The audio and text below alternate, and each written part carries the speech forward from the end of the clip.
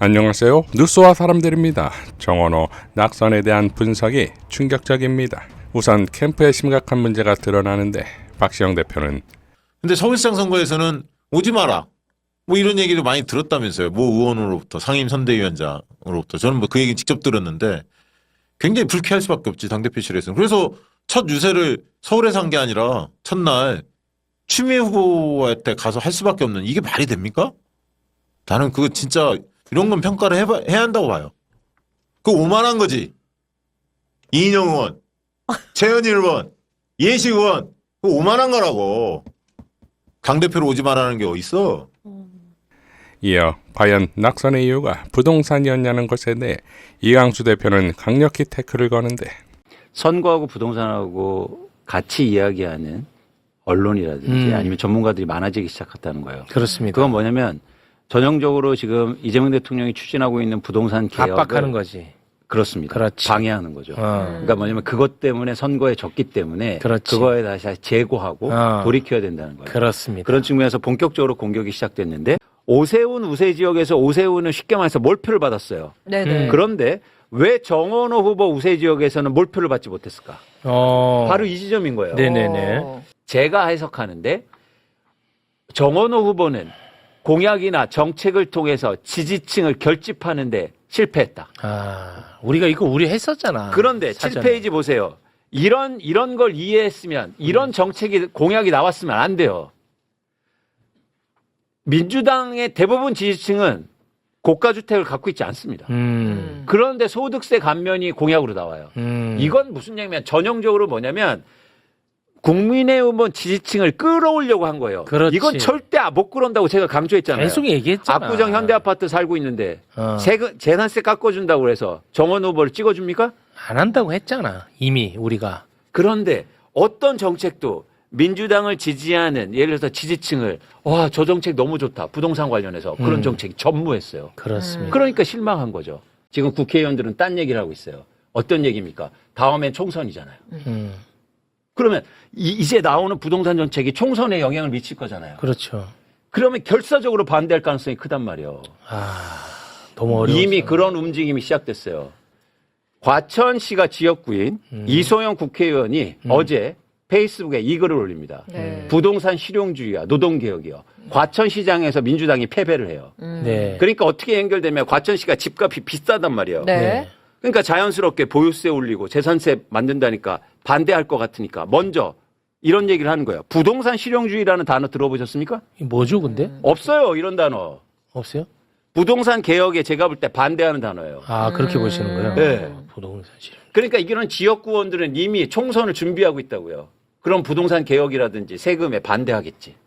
이념으로 몰아붙이고 실용이라는 단어를 들어서 그러니까. 반대하겠다는 얘기라고요. 그런가 이소영 의원은 여기서 답을 해야 됩니다. 자, 굉장히 중요한 기간입니다. 아까도 말씀드렸죠. 이재명 대통령이 이제 본격적으로 개혁에 나설 거예요. 네. 근데 민주당에서 이걸 도와주지 않으면 그럼 뭐 한 발짝도 나설 수가 없어요. 그렇죠. 그런데 이미 반동이 시작됐어요. 시작됐잖아요. 골치 아프네. 부동산 실용주의라는 단어는 저는 듣어보지도 못했습니다. 최민희 의원도 이현주 지역구인 현근택의 낙선 원인에 대해 이렇게 발언했습니다.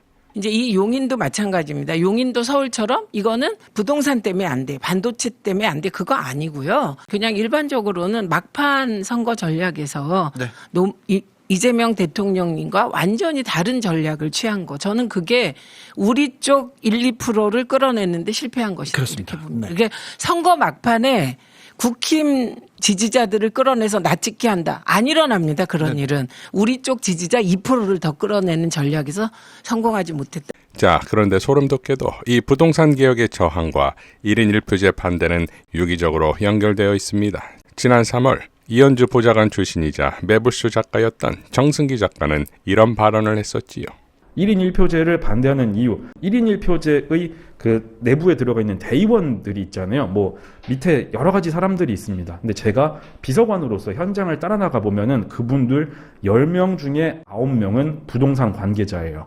근데 이분들이 기존 선거에서는 엄청나게 많은 한 20표 정도를 행사할 수 있고, 그리고 의원 같은 경우가 한 명이 그런 사람들 임명할 수 있는 사람들의 수가 40명이었어요. 그럼 자, 산술적으로 계산해 보면 800표 정도 자기가 마음대로 움직일 수 있는 거죠. 경선에서. 부동산 관련자들이 그 내부에서 투기를 활성화하기 위해서 밑으로 내부적으로 갖춰져 있는 조직들이 되게 큽니다. 근데 그분들이 들어옵니다. 그래서 대통령은 지금 집값을 계속 잡자라고 이야기하고 있지만 그분들의 목적은 집값이 절대 잡히면 안 되겠죠. 유명 정치패북러 빅초이도 다음과 같이 밝혔습니다. 정청래 비토 세력의 실체. 국회의원들이 왜 1인 1표제를 겁내고 있느냐면 사람들이 별로 관심 없고 우습게 하는 남양주 화성 같은 시도 1년에 예산이 3조 단위다. 의왕, 군포 이렇게 작아 보이는 시도 조 단위 쓴다. 이런 데가 진짜 알짜다. 돈 많은데 별 관심이 없으니 광역시보다도 아주 편하다. 수의계약으로 긴급공사 수시로 하고 온갖 회사 이권 단체가 잔뜩 붙어있다. 지방으로 가면 더하다. 국회의원 4개군이 모여서 의원 1명 뽑는 지역구도 많다. 그 지역은 의원 1명이 4개 시장 군수에게 영향력 하에서 움직이고 있는 것이다. 이 얼마나 대단한 파워인가.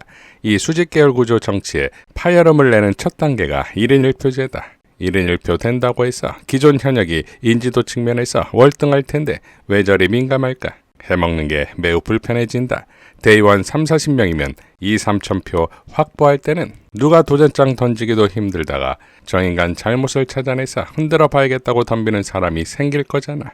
그냥 국회 얼굴 비치다가 지역구 가서 군수 군의원 모아서 맛있는 거 먹고 이거저거 사업 주물딱하는 아주 편한 정치하다가 갑자기 4년 내내 긴장 상태로 살라는 거잖아.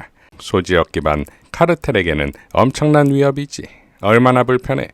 물론 시간 지나면 이 제도의 허점도 찾아낼 것이다. 그래도 당장은 효과가 있다. 이 제도를 도입한 정청래를 극렬 미워하는 계층이 누군지 이해가 가지. 라고 일갈했습니다. 이러니 1인 1표제 당원 주권에 손을 대려는 자는 곧 반명이자 반민주의자 반개혁입니다. 이재명 대통령은 한성숙 총리 지명에 대해 이렇게 발언했지요. 그냥 주어진 권한을 가지고 할 수 있는 최대치를 지금보다는 더 해야 되겠다. 더 빠르게, 더 힘들여서 해야 되겠다는 생각이 들었습니다. 우리 한성숙 총리 후보로 선택하는 과정도 꽤 고민이 적지는 않았는데 결론은 일할 사람으로, 그냥 일만 할 사람으로. 정치적 요소는 당이 잘 해결해 주겠죠. 오히려 그 내각은 정말 주어진 환경 속에서 있는 힘을 다해서 전력 질주할 수 있도록 제가 하려고 합니다. 그렇게 하기에는 한성숙 중기부 장관이 적격이라는 판단이 들었어요. 정말 열심히 하시고 잘하세요. 그 공무원들이 좀 괴롭다고 하더라고요. 공무원들이 괴로워한데 너무 많이 시켜가지고 그 괴로움을 다른 공무원들도 좀 느끼게 해주고 싶습니다. 박시영 TV에 출연한 박규환 최고는 다음과 같이 발언했습니다. 우리 과연 대통령께서 왜 저렇게까지 세세하게 다 하실까? 그건 나는 저거는 총리가 좀 나서서 해 주셔야 되는 거 아닌가? 네. 그건 여러 가지예요. 대통령의 업무 부담도 줄여드려야 되고 또 하나는 대통령께서는 좀 굵직하게 국정의 주요 의제를 딱 잡고 이렇게 끌고 가시는 이런 모습과 그다음은 좀 통합 대통령, 말 그대로 5천만 국민의 대통령으로서 어떤 통합 대통령의 상을 그렇게 좀 만들어 가서 끌고 가실 수 있도록 저는 옆에서 보좌하는 자리잖아요.